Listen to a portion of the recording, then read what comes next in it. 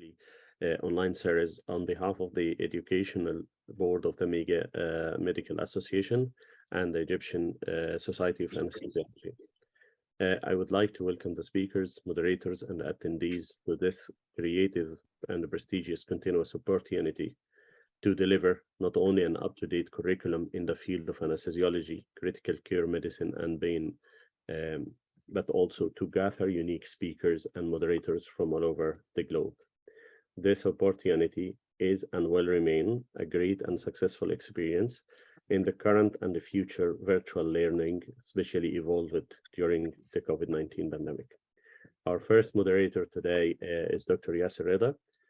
He is currently working as a senior consultant of anesthesia and is the lead of regional anesthesia and intervention pain management at Hamad Medical Corporation, Qatar. He is also a course director of ultrasound guided regional anesthesia and pain interventions. He studied anesthesia and chronic pain management at National Cancer Institute, Cairo University, Egypt, and awarded as Doctor of Anesthesia and Pain Management in 2001. He has a lot of qualifications, namely Arab Board of Anesthesia and Intensive Care from Cairo, Egypt, European Diploma of Anesthesia and European Diploma of Regional Anesthesia, European Diploma of Pain Medicine, and has a certification of intervention pain sonography from the States. He has a fellowship of intervention pain practice from the States, and he has ASRA pain musculoskeletal ultrasound certification from the States as well. He also has ozone therapy diploma and has an American Board of Headache. He published many papers in the field of regional anesthesia and pain medicine, and he is a speaker and faculty in many local and international conferences and workshops in regional anesthesia, chronic pain, and difficult airway workshops. Dr. Yasser, please go ahead. Thank you, Dr. Ahmed, for presentation. It is an honor to me to be between my colleague, my student, and my professor. I learn every time. I'm just happy to be in this platform. Whatever I am a student or a speaker or moderator is the same for me. But today I'm just presenting one of the professional people, and he gave a lot for the field of anesthesia all over the globe.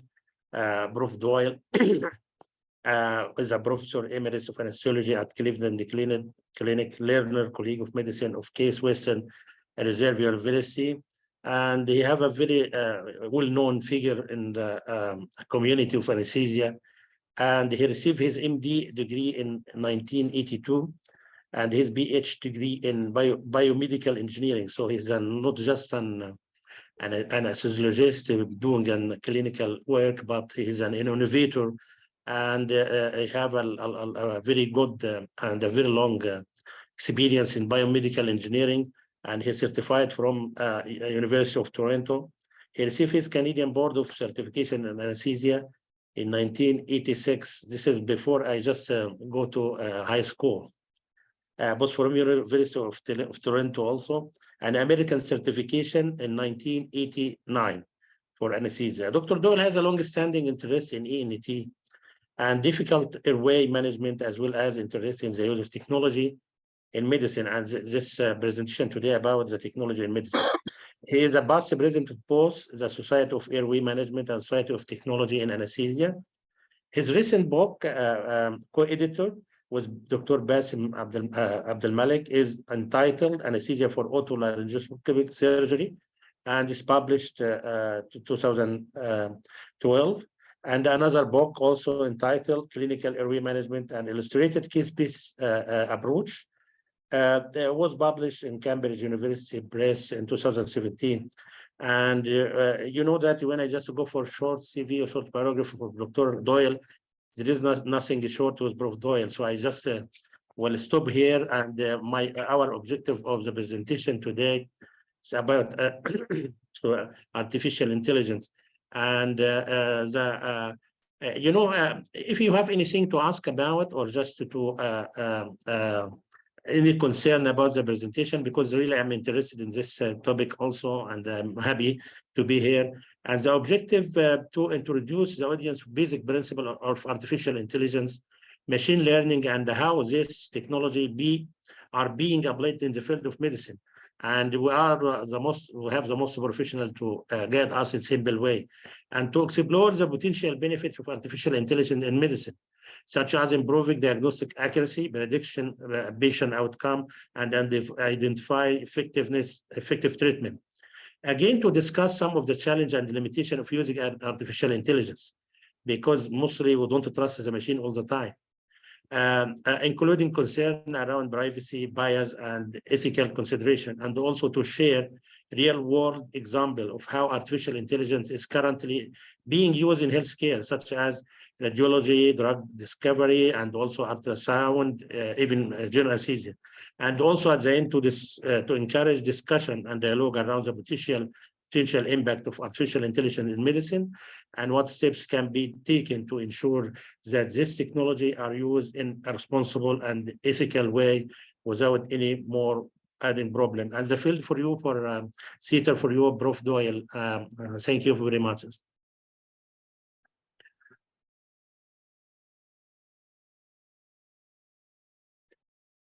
Thank you for the kind introduction. I'm hoping everyone can see the screen well.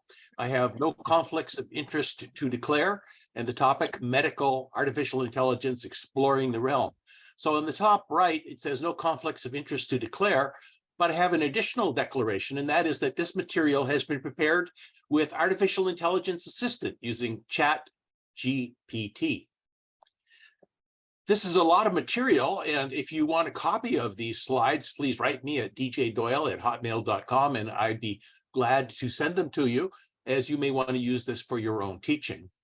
The outline here on the left is our talk outline. We're going to talk about some applications of artificial intelligence, such as early warning systems, to give a clinical basis for it, talk about the Turing test, and Alan Turing, one of the founders of artificial intelligence, look at the types of artificial intelligence, rule-based, map-based machine learning, and also talk about ChatGPT, which since November has stirred an interest around the world.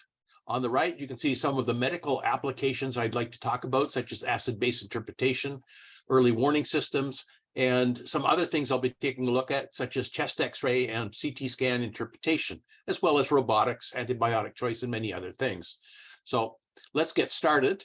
Artificial intelligence has rapidly changed the way we live and work in the 21st century, and there's been remarkable progress. The integration of artificial intelligence into medicine has enormous potential to improve patient outcomes, improve efficiency in the healthcare system. Indeed, we see artificial intelligence every day with smartphones, smart air conditioners, cybersecurity that's fighting disinformation to help with machine translation, cars that drive themselves, online suggestions for shopping. It never ends. Self-driving cars are now a reality and are present in the United States and elsewhere. Surgical robots, you're probably familiar with them for some time for robotic surgery. We see this a lot in the operating room. And in the everyday world, the Apple Watch has a number of artificial intelligence applications that you can see on the right. On the left, you can see that this watch says that the heart rate is 76 beats per minute, and the patient is sinus rhythm, does not show signs of atrial fibrillation. There's a variety of Apple Watch models that have various sensors that can be useful clinically. Some of them have electrocardiographic support, optical heart rate sensors, and so on. And we'll take a look at some of this in a minute. For example, here is heart rate notification. It says your heart rate rose above 120 while you seemed inactive for 10 minutes starting at 9:59 a.m. So this might be the onset of atrial fibrillation or some other problem, and it gives you a warning and get an electrocardiogram to figure out what's happening.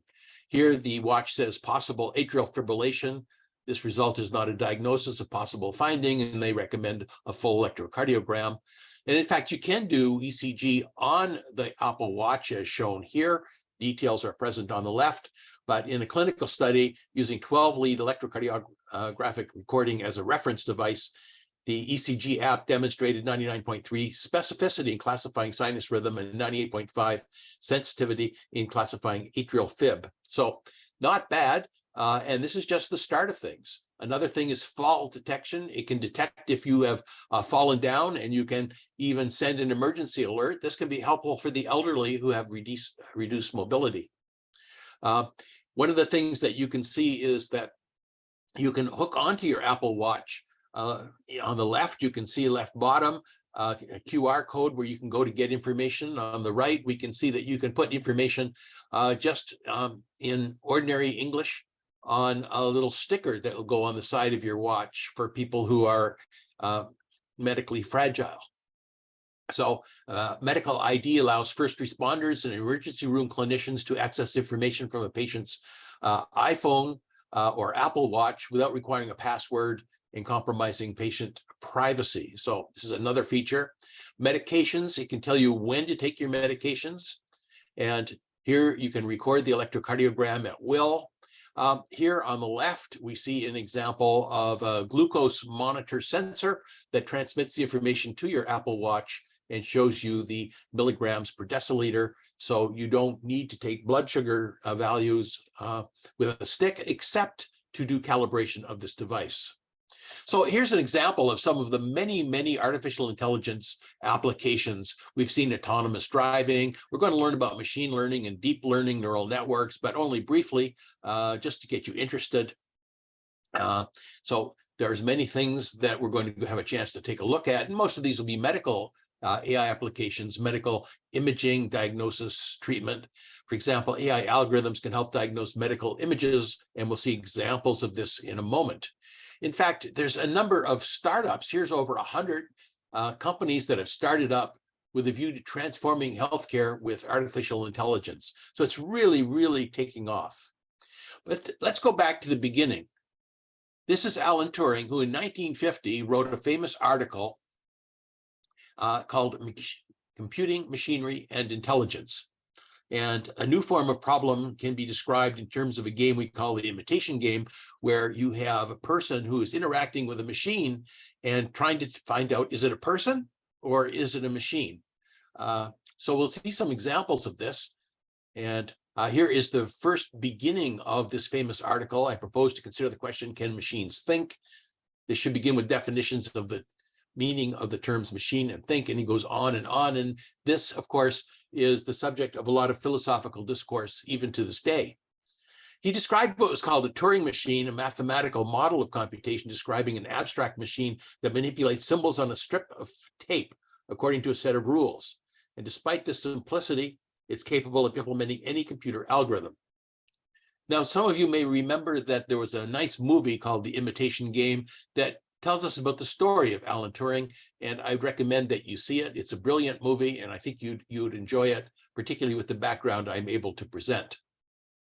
Well, the Turing test is, can a machine appear to be as intelligent in conversation as a normal person? And here's something from the internet. It says, Google's AI passed a famous test and showed how the test is broken. The idea is that now we've got artificial intelligence that clearly passes the Turing test, can clearly pass for a human. And I'll show some examples of that in a while. This started with Turing, of course. In 1965, a guy came up with a program called ELIZA, which would simply repeat what you're saying in different words to be what we would call a Rogerian psychotherapist. So ELIZA says, please tell me what's been bothering you. And you say the weather is awful. ELIZA says, I'm not sure I understand you fully. You reply, I hate the current weather, and it goes on. And all this ELIZA does is recast what you say in a way that makes you talk some more.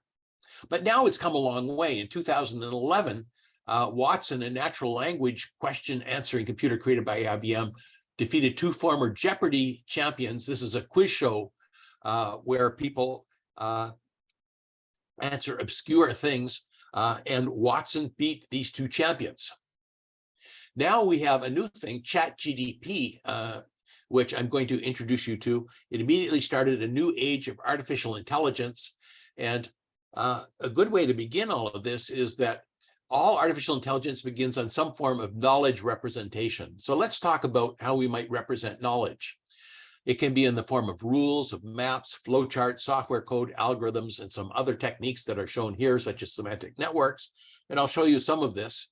But the rule-based approach to medical AI is best illustrated with 3 diagnostic examples. So rule number 1 is if the patient is diabetic, if their hemoglobin A1C is 6.5 or above. And this comes as a definition from the American Diabetes Association and other agencies of interest. Another rule, a first-degree electrocardiogram block. A first-degree block is present if the PR interval in the electrocardiogram exceeds 200 milliseconds. And third, patient is obese if their BMI is 30 or above. So these are 3 diagnostic examples that everyone can understand. Another way of representing medical knowledge is called semantic networks. And here you can see on the bottom, a mammal has a vertebra, a cat has fur, bears have fur, a cat and a bear are both mammals. And this is a way of representing knowledge that we'll see later on in anesthesia representation with one of the early pioneers in anesthesia on AI, Professor Miller. So what are semantic networks? Well, I asked ChatGPT because you can ask this artificial intelligence to comment on things and it will answer you. And so it says that a semantic network is a form of knowledge representation that organizes information in graph-like structures with concepts represented as nodes and the relationships between these concepts represented as links. And they give an example below. Now, what's interesting is that I asked ChatGPT to provide this information, and I edited it slightly to make it fit in this slide, but this is highly intelligent, and it shows you that it passes the Turing test of appearing to be quite intelligent. Well, let's take an example of some rule-based AI that's clinically useful to this day, and that's clinical early warning systems. AI algorithms can be used to monitor patients, calculate drug doses, or provide early warning systems. And let's see this example of rule-based AI. Clinical early warning systems identify patients who are at risk of deteriorating and provides early warning of potential adverse events. Very common in step-down units and intensive care units, particularly in the United Kingdom, where they seem to have originated. So here's an article if you want more information on it, how AI supports prognosis-related applications in the form of clinical early warning systems. So here are some things that you can enter into the early warning system: pulse, temperature, systolic pressure, respiratory rate, consciousness level, oxygen saturation, and the use of supplemental oxygen. And these are things that are readily found out on the ward. And you can display this various kinds of information on a display like this, taking a look at various parameters for various patients. So it typically uses a combination of physiological parameters like the ones I showed you: heart rate, blood pressure, oxygen saturation. And the score is used to prioritize patients for intervention and prompt clinical review. The goal is to identify patients who are at risk of worsening before they become critically ill, so that prompt interventions can be made to prevent further deterioration. And you can even have a text message, an SMS message, be sent to ensure the problem does not get overlooked. And hopefully this leads to improved patient outcomes, reduced mortality, morbidity, and reduced healthcare costs. It can also be integrated with electronic health records so that information is automatically introduced. So here are, for example, some of the common parameters that I just mentioned that are used in early warning systems. The NHS has the NHS early warning system, and you can see if, for example, if the pulse rate is between 41 and 50, then you get a 1 in the warning system. If it's less than 40, you get a 3. Temperature under 35, you get a 3. Systolic pressure over 220, you get a 3, and so on. And then here we can focus in on this, but these are things that are easily obtained clinically. None of them are exotic. And then it comes up with a rule. Here is the modified early warning system, and we can focus in on it: respiratory rate, heart rate, systolic pressure, consciousness level, and so on. And on the bottom, you can see what to do for various kinds of scores. So if the patient has a score of 1 to 2, you do 2 hourly observations, inform the nurse in charge. If it's 1 to 2 hourly observations, if it's 4 or more, observations at least 1/2 hourly, and ensure medical advice is sought and contact the outreach team. So this is another version of an early warning system. And here's one for pediatrics. And you can see, again, they have various suggestions. If the score is over 4, increase the frequency to 1 per hour, 1 per every 4 hours. If it's over 8, contact the attending physician within 10 minutes or call the emergency team. So this is an example of artificial intelligence with a clinical application. Let's take a look at some of the various approaches to medical artificial intelligence. We have rule-based approaches, map-based approaches, flowchart-based approaches, and others. The rule-based approach we've already had some exposure to. Here they are again. If the patient's diabetic, if their hemoglobin A1C is 6.5 or more, the ECG heart block, first-degree heart block, if it's PR interval over 200 milliseconds, BMI over 30 means you're obese. These are simple rules. Here is a rule in that's more complicated that it applies in microbiology. If the gram stain is gram positive and the morphology is coccus and the conformation is changed, then the organism is probably streptococcus. So this is an example that can be useful in microbiology. This is in the form of what we call an if, then, else statement. And we'll have a look at this, but basically it's a basic form of representation in computer language. Here is an example of the if, then, else type of statement in a computer language. This is for the Arduino microcontroller, but it just shows you how it's used. And so if we have the the modified early warning system I mentioned earlier, we have the if-then formation. If the early warning score is 2 or less, then observe every 2 hours. If it's 3, observe every 1 to 2 hours. If it's 4 or more, observe the patient every 30 minutes. So this is the example of the if, then, else statement. Now, there's another way of doing this, and that is classification via a map-based approach. Here we show the Forrester heart failure classification, taking a look at cardiac index and pulmonary capillary wedge pressure, and they divide them into 4 subsets. So there's a map, a 2-dimensional map, cardiac index versus pulmonary capillary wedge pressure, and you can see it can divide the classification into 4 categories, and ordinarily you'd want the patient to be in subset 1, good ventricular performance with a good cardiac index and not a high pulmonary capillary wedge pressure. Here, you can use a map-based approach for medical artificial intelligence for arterial blood gas analysis, taking a look on the vertical axis of bicarb and on the right, arterial pH or arterial hydrogen ion concentration. And you can see it's mapped into various diagnoses such as normal acute respiratory acidosis, chronic respiratory acidosis, and so on. And in fact, another way of doing this is to do a flow chart. And here is a flow chart that exists where you start and you look at the pH. If the pH is under 7.35, then you go on the right as shown up here. If it's less than 7.35, you go here. If it's more than 7.35, you go down this way. And you have various diagnoses shown on the right. And we'll just focus in on this a bit. You start here and you work your way through this flow chart. And eventually you get a variety of diagnoses such as uncompensated respiratory acidosis, uncompensated metabolic acidosis, and so on. And you can see this fits into if statements. For example, if the pH is less than 7.35 and the PCO2 is greater than 45 and the bicarb is under 22, then you have combined acidosis and so on. So these are some examples. Let's take a look now at what artificial intelligence is and its many, many forms. And there's many forms of artificial intelligence. They're not all the same. The expert systems that we've taken a look at for blood gas analysis, for example, is very different from the use of AI in robotics or natural language processing.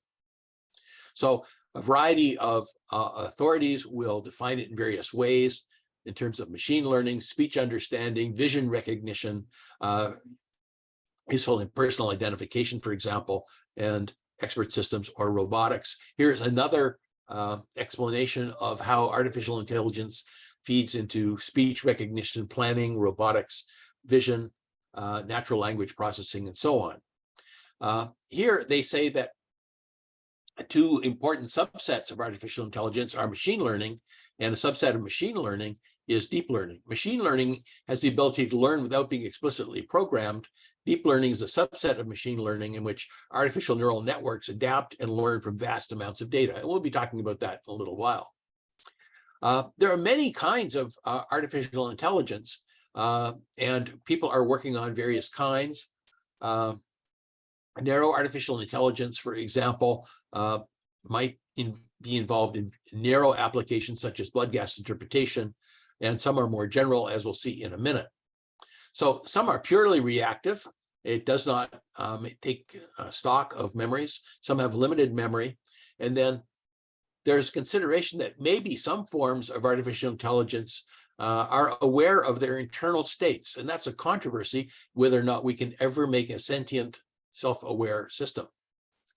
Now, one question in medical AI is rule-based AI better or worse or different from machine learning? Which works best for medical AI? And it turns out it depends on the application. So here we say that there are two techniques that I'll mention briefly: supervised learning and unsupervised learning. And we'll take a look at this in more detail. Supervised learning can be divided into regression classification, unsupervised learning into clustering. So within machine learning, there's two basic approaches: supervised learning and unsupervised learning. And the difference is that supervised learning uses labeled data to help predict outcomes, while unsupervised learning does not. So labeled data might be you have, for example, some CT scans, and you know what the diagnosis is. You know, for example, it might be a pulmonary nodule, and you take all of these CT scans and you put a label on them: pulmonary nodule and non-pulmonary nodule, and then it goes and diagnoses future CT scans. So this is supervised learning. Here is an example. You put input data in it of images, and you tell the computer that these are apples, and it develops a model so that it predicts that it's an apple when it sees a future image. So here's how supervised learning works. Provide the machine learning algorithm with labeled input. Here we have an example of pictures of cats, and you show hundreds and hundreds and hundreds, thousands of pictures of cats into the machine, and eventually it learns because it's labeled as cats. And then you feed the machine new unlabeled information to see if it tags the new data appropriately, and if not, it does corrections. So it divides new images into cats and not cats. And then it's useful for classification or regression, identifying the items into various categories, cats versus non-cats, for example. Now, this is distinct from unsupervised learning, where we have input data and we don't know what these are, and we actually develop a computer model to sort them into apples, peaches, bananas, and so on in this particular example. Here, you start with a whole pile of images. These would be dogs and cats, and it establishes similar group without our training, and this would be cats on the top and dogs on the group on the bottom by virtue of their similarity. And this is suitable for clustering and for anomaly detection. Okay, so these are just examples of some of the techniques. There are many other techniques: clustering algorithms, early detection techniques, decision tree algorithms that I already exposed you to with the blood gas example, and there's many others. But among the most popular of these, especially in radiology, is the neural network approach, where you have an input set of images that goes to an input layer, a hidden layer, and an output layer. And these are artificial neurons that are connected to each other and connected to the input and output data. An example would be for anesthesia. You have an input layer, might be the power in the EEG, the entropy in the EEG, the mean arterial pressure, heart rate variability. And the output layer says the patient's either awake or the patient's asleep, processed in this way.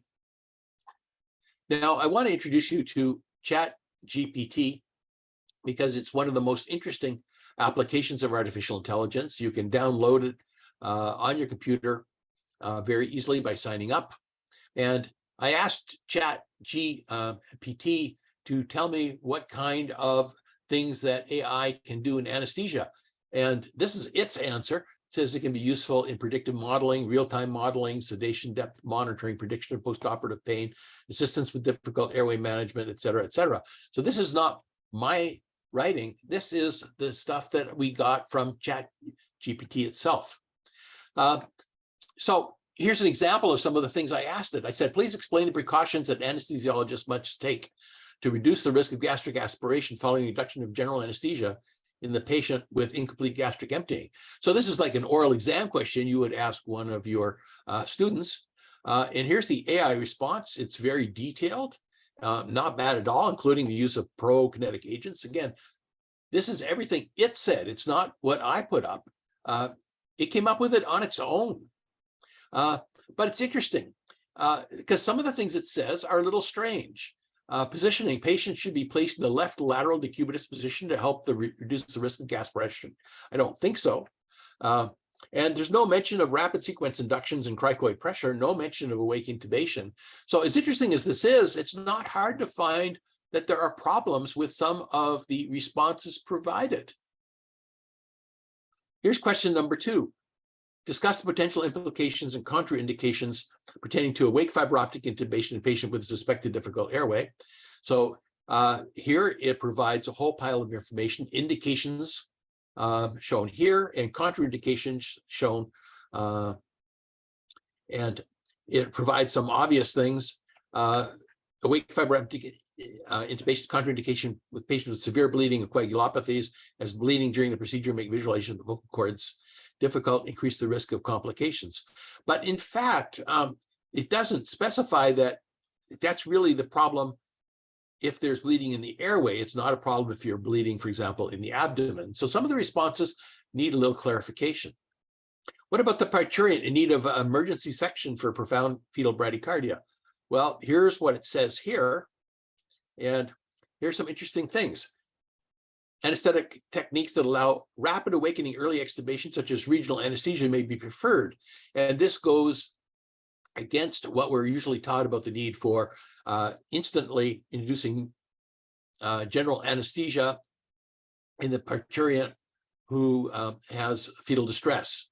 So it mentions that there's a need for rapid sequence induction may be necessary. So overall, it provides a lot of useful information, but some of it's a little strange. Here I asked GPT to give me an examination in anesthesia, so multiple choice questions. These it came up with on its own. What is the main purpose of general anesthesia? Answer B, to induce unconsciousness. What are the common methods of administering general anesthesia? A and B, inhalation and intravenous, and so on. So it can come with the multiple choice exam questions. Here's some more. What's the most commonly used device for tracheal intubation? Answer, endotracheal tube. So it comes up with some useful stuff. Here's some more. Potential complications of tracheal intubation, all of the above. What is the most important factor when considering performing tracheal intubation? All of the above. So overall, these are not bad for starting, but you'll want to edit these if you're going to use them. So when I was preparing this lecture, I thought, what does ChatGPT, what can it help me with? It says, please give me an outline for a lecture on artificial intelligence in medicine with emphasis on its application to anesthesia, surgery, and ICU care. And I asked ChatGPT to tell me about this. And it said, well, here's an outline, AI in anesthesia, AI in surgery, AI in ICU care, clinical support systems, and some of the challenges. And so here's the first outline that it offered, and not a bad starting point. So that's ChatGPT. I'm going to get back to ChatGPT later to show you some of the considerations that we have to take into account because they don't always provide useful information. But so what are some of the applications of AI in healthcare? Chatbots, we already got introduced to. The treatment design, mining medical records, virtual healthcare assistants are all possibilities. Here is an article that I contributed to called Artificial Intelligence, the New Alexander Fleming, talking about AI applications in infectious disease management. Here we have a company that is aiming to tackle drug-resistant pathogens through artificial intelligence.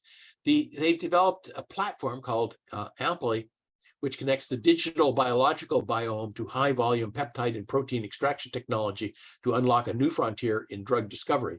It uses black box unpublished machine learning and bioinformatic methodologies to highlight novel compounds using a complex web of over 450 metadata tags. So the idea is that it's coming up with new molecules that may be useful.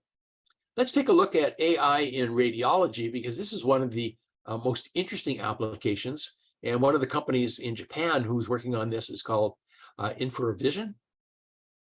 They call it an extra pair of eyes for radiologists. With AI, we improve human life. So one of their versions is a program called DR Chest. It detects 20 plus chest lesions from conventional X-ray scans, including lung nodules, fractures, pneumothoraces, pleural effusions, and so on. And here you can see an X-ray, and it says, I see some pathology here. I see 3 fractures. And here they are, fractures 1, 2, and 3 in the ribs, all identified for you. So it makes it a little bit easier for you to find things. Another thing it offers is a CT scan algorithm for lung cancer screening. It automatically identifies different types of lung nodules, solid, calcified, ground glass nodules in a lung CT scan. So here is a lung CT scan, and on the right here, you can see the lung nodule screening report. So here is the nodule right there. So it's another software. And then it detects 4 different conditions from a single CT scan, and that's lung nodules, chest fractures, bone metastases, bone tumors, and chronic lung disease. Another thing it can assist with is stroke detection via CT scan. You have a patient who gets a stroke, you immediately get a CT scan with a view to trying to do some endovascular procedures for this, and it will identify whether there's a stroke present or not. In fact, here is another application of AI for lung CT scans to help diagnose COVID-19 that comes out of China. So this is happening around the world. Here's another interesting application. This is a radiological application that identifies a particular kind of pacemaker on radiological grounds. So rather than interrogate it, which is the usual way of doing it, if there's no machine available or the interrogator doesn't recognize the unit, X-rays may be helpful. So this is another example of artificial intelligence. Identifies the make and model of cardiac rhythm devices such as pacemakers and AICDs. Software can detect over 1,600 different types of cardiac devices based on the chest X-ray. And software outperform traditional pacemaker identification methods. Well, let's focus in on anesthesia. We have anesthesia in the preoperative, intraoperative, and postoperative settings. Many different applications, including fluid management, pain management, risk assessment, and so on. The interest in AI in anesthesia goes back many years. Here's 1983, so we're talking 40 years now, where Perry Miller developed a technique for critiquing anesthetic management. He called it the attending computer system. And here's the article on the left from anesthesiology. And on the right, you can see that there is a semantic network that can be used to represent knowledge. So this was an augmented decision network that was used for this. And you can see that he used the semantic network knowledge representation approach as shown here. Now we have other applications of anesthesia, such as closed loop anesthesia, where we have, for example, a patient electroencephalogram is used to determine the depth of anesthesia. And then we have software that controls an infusion pump under computer control. So the idea is that when the BIS recording for the electroencephalogram, when the bispectral index is too high, typically over 60, then it will increase the propofol infusion to lower it again. Here is machine learning prediction of postoperative emergency department hospital readmission based on some 34,000 surgical hospital admissions. And the idea is that it predicts hospital-specific models about who's going to be admitted into the hospital following their admission to hospital for surgery. And so Here's the prediction of your admission, and the performance of this is moderate. The area under the curve 0.74 to 0.76. This is the area under the curve is a metric of performance to see how well these AI systems work. For those of you who are interested in AI and artificial intelligence for airway management, here is the Intubot. It is an intubation robot, enables precise maneuvering and avoids harmful tissue contact, freeing up one hand because of automated insertion. So this is the robotic aspect of artificial intelligence that people are working on. Now, what about the intensive care unit? Well, here is a review article. Again, this is from Perry Miller. You can see him on the right. As early as 1988, people have been working on artificial intelligence and anesthesia in the OR and ICU. Here's some additional articles that you might be interested in if you want additional materials, but you can see that there's a lot going on. What about predictive models? This can be very useful in planning, and two clinical examples where AI-based predictive models help in ICU decision making are sepsis and mechanical ventilation. So let's take a look at them. For sepsis, here is an article where they developed an algorithm with independent clinical notes and achieved a high predictive accuracy 12 hours before the onset of sepsis, area under the curve 0.94. Now, I mentioned area under the curve, the higher the number, the better the performance. And so this is spectacularly excellent. Antibiotics, I've already made mention that it can be useful for AI chosen antibiotics. Here for AI in mechanical ventilation is an article, Artificial Intelligence for Mechanical Ventilation, Systemic Review of Design, Reporting Standards, and Bias. So the authors here started with 1,342 studies concerning mechanical ventilation. 95 were ultimately selected for their high quality designs. They made recommendations that emphasize the validation of the algorithms used in medical AI. What about medical diagnosis? Well, here in this journal article from 2019, they are talking about the use of AI in diagnostic radiology, dermatology, pathology, and ophthalmology. Here, predicting the outcome of sepsis. And so we have just so many applications and so many uses that it raises some interesting questions. And that is, these machines are so smart, could they actually be conscious? Could they be sentient? So that's a question of philosophy that we don't have an answer to. But here is another article from Science, Conscious Machines, defining the questions. They certainly are so smart. Could they be conscious? But there's a problem, and it's called the other mind problem. Mental states are privileged and cannot be directly shared from one person to another. Not directly, it has to be indirectly through speech, for example. Consequently, one cannot be philosophically certain that other beings are actually sentient as opposed to just behaving that way. So that's a philosophical issue. Now let's go back to our AI in medicine. Some future AI platform ideas suggest lower cost medications that may be just as effective as some more expensive patented medications, offer multimodal pain management strategies that employ opioids conservatively and adhere to published pain management algorithms, offer insulin administration strategies to recommended diabetes management and so on, offer diagnostic headaches, separating routine benign tension headaches from headaches requiring immediate attention, such as those caused by intracerebral bleeds.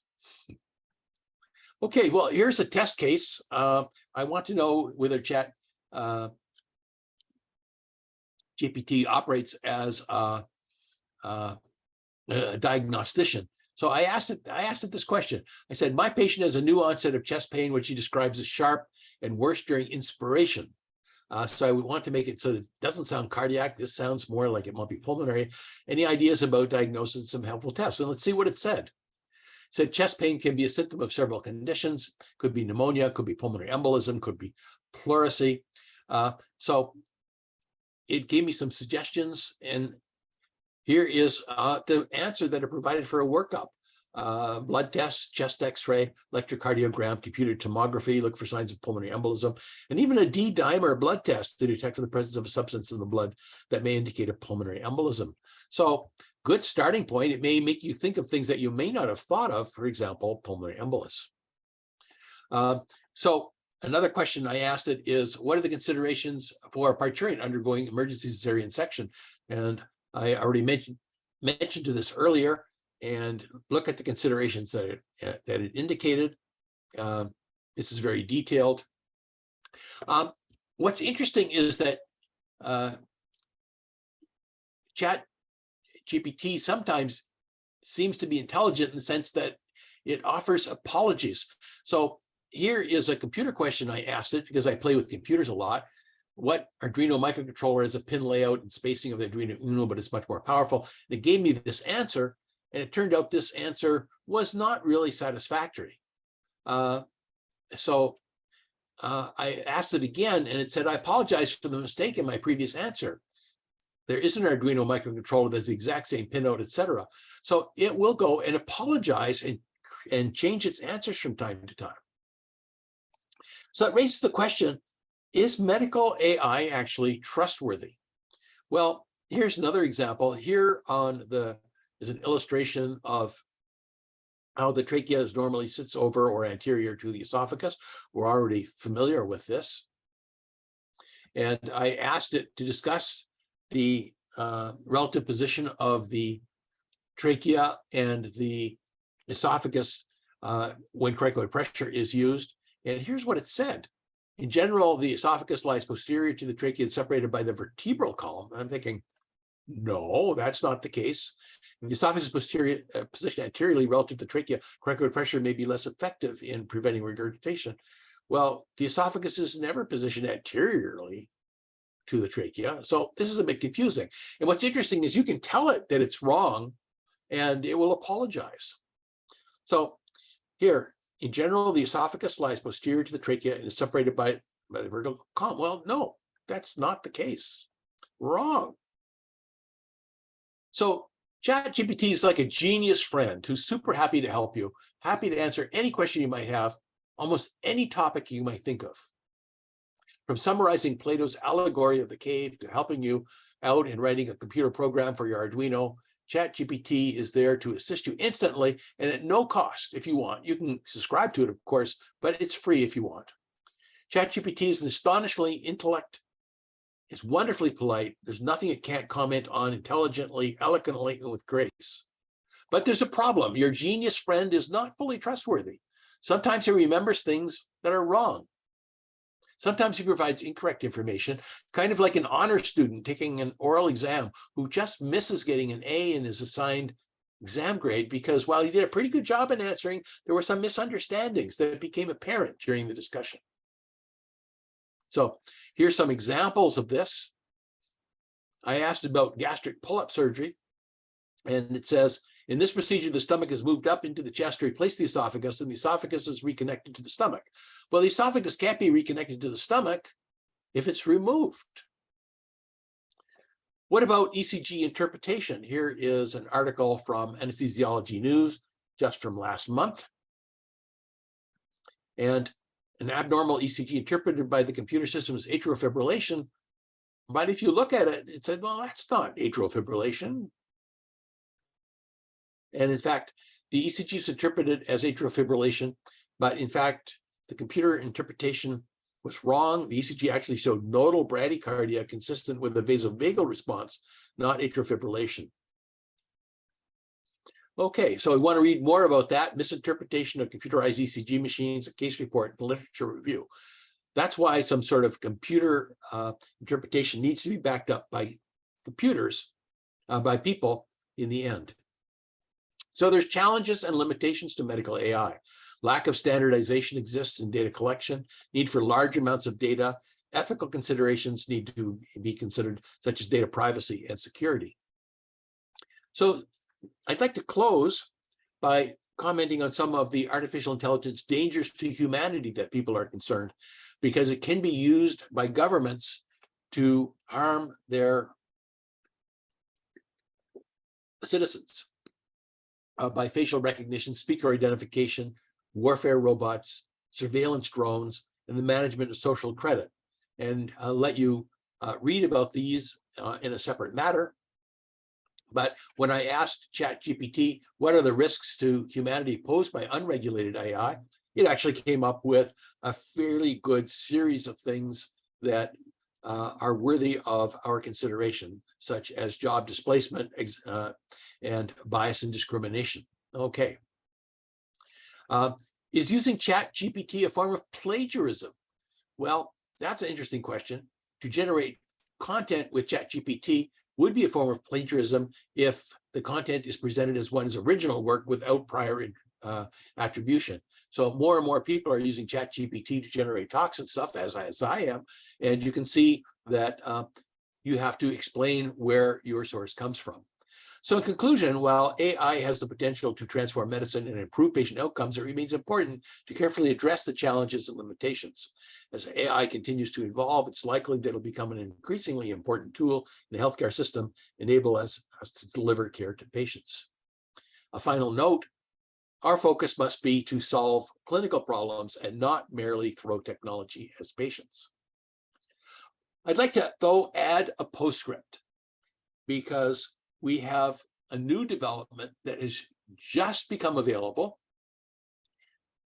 and that is the idea of making human brain tissue grown in a petri dish as a neural network that can also solve clinical and mathematical problems. So they're called brain organoids. It's a miniaturized and simplified version of an organ produced in vitro in 3 dimensions that mimics the key structural, functional, and biological complexity of that organ. So you could, for example, grow tissue culture of kidney tissue, and if it's done right, it could be used as a replacement for dialysis. At least that's one of the hopes. These are derived from one or a few cells from the tissue, embryonic stem cells, or induced pluripotent stem cells, which self-organize into 3-dimensional structure. Then they're doing this for brains. And the idea is that we have neural tissue, typically from human tissue, human brain tissue, and it's organized into a 3-dimensional structure. So here's an article. It's just from February 27th of this year, Organized Intelligence, the New Frontier in Biocomputing and Intelligence on a Dish. They write, we envision complex networked interfaces where brain organoids are connected with real-time sensors and output devices, and ultimately with each other and with sensory organoids, like, for example, retinal organoids, and are trained using biofeedback, big data warehousing, and machine learning methods. So this is a new dimension. It's just been mentioned in the basically 1 to 2 weeks ago as a new technology being introduced in biocomputing. And here are the key points that they make for people who want more details about the concept of biocomputing and intelligence in a dish. Here are various trajectories that they see for how this technology will be introduced. And this brings us to sort of where we were in the computers in the 1950s. Here we are with this whole new technology just been introduced basically 2 weeks ago that you're going to find interesting in our, especially in our children's and grandchildren's careers. One question is it ethical to grow a brain in a petri dish? I'll let you read about that if you're interested. And with that, I'd like to bring the talk to an end and thank everyone for their attention. Very much appreciated. Thank you, Prof. Doyle, and I think it is a raw material for a discussion. And first, I think I let our professor, Dr. Dawlatli, have some concern and question. You can ask Dr. Dawlatli. I just can open the mic for you, Dr. Dawlatli. Okay, thank you very much, Professor Doyle, for this interesting presentation on AI. Actually, one point I wanted to mention, because we are receiving articles basically written through either the ChatGPT or any other platforms similar to it. And when we check the similarity index, it came, as you mentioned in your last slide, with plagiarism, very high percentage, and article ultimately is going to be rejected. My question is, whom to blame now? The researcher or the ChatGPT? Well, it's not a question of a blame so much as a paradigm shift in the way things are done. ChatGPT can be very useful at the early planning stages of writing an article, but you have to edit the material appropriately so that it's actually yours and not belonging to ChatGPT. I think it would be helpful, as I did at the very beginning, to indicate at the top that you use ChatGPT in the development of this, just like you would use a research assistant if you are a professor. Many professors have research assistants and graduate assistants, and they use them to collect references, for example, collect materials and summarize them. ChatGPT can do the same thing. And so the question is, what kind of statement should you provide to let people know that ChatGPT was used, just like you might provide recognition that you had a research assistant who is very helpful in providing discussions. This will evolve, and eventually journals will provide guidelines for this. There's also going to be detectors that will detect plagiarism, and there's many plagiarism detecting software out there, and you can take your manuscripts and have them scanned to make sure that there's no inadvertent plagiarism. When I've done that myself and found that there was plagiarism detected, often it was because I had the same quotes as somebody else. So I'll, for example, quote an article and the plagiarism detector will say, well, this quote was provided elsewhere. And yes, because that's a quotation. So this is a new thing. It's going to be especially important when we talk about students writing essays. In studying history, for example, you're going to write essays on various topics, and you want to make sure that plagiarism is not present. Okay, thank you. Another question. I have a question, but I will be at the end. But now I think Dr. Ahmed asking another question. You can discuss, Dr. Ahmed. So, Prof. Doyle. Open your mic. Open your mic. Oh, sorry. Yes. Thanks for the presentation, Dr. Doyle. My question is about, however, artificial intelligence represents a breakthrough, such as picking up patient data from a watch, such as the Apple Watch, but using personalized patient data, such as their medical registration number, represents a compromise and a breach of their confidentiality. Do we need to modify patient consents to avoid any breach in general data protection regulations? Good question. And that may depend on what the laws are for your particular environment. So the laws in Europe and the laws in the United States, not only are they an evolution, but they may be different. So this is a regulatory issue, and no doubt there are committees whose job it is to sort this through. So I don't have a good answer for that, except stay tuned. Sure. And my second part also is about the academic writing, as mentioned by Dr. Al-Dawlatli, but using the AI programs such as ChatGPT represents a compromise for the ethics of research. How can we overcome that? Apart from mentioning that we have used the ChatGPT in the academic writing or something. Yeah, so I think the answer is you have to explain that ChatGPT was used and explain why. The key thing is that you are open about it. And I think most people will be comfortable in the future for allowing ChatGPT as one of the tools that you use for your research. Yeah. Finish, Dr. Ahmed? Yeah. Another question from our colleague, Dr. Saad Guma. He said, asking, is there any correlation between simulation and artificial intelligence? Absolutely. Artificial intelligence can be very useful in simulation scenarios. Absolutely. Last question for me. In 2003, I just went for training for some of pain management. It wasn't just a Gaussian ganglion rhizotomy. And I traveled 3 years before 2000, and my professor was doing about 5 cases. And he make a prototypes like a GPS for the base of the skull to catch the foramen ovale. And after 3 years, 2003, I went there. He make a prototype for this artificial intelligence, and he did about 12 cases per day, and it was a fantastic thing. But when I leave after training, he tell me last word when I leave, he tell me, please don't trust the machine. It is about 20 years before. Now, can we trust the machine now or still?